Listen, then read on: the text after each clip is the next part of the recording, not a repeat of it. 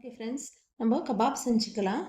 கபாபுக்கு 1 teaspoon ginger garlic paste போட்டுக்கலாம்.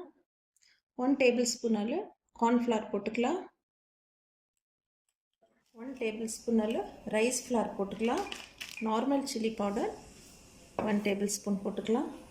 Kashmiri chilli powder 1 tablespoon போட்டுக்கலாம்.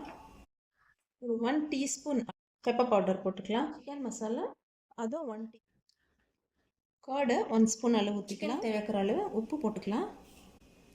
Lemon squeeze பண்ணி 1 lemon எடுத்து வச்சுருக்கேன். ஓகே, நம்ம மிக்ஸ் பண்ணிட்டோம். இந்த கபாப் நல்லா மேரினேட் பண்ணி வச்சிட்டோம்.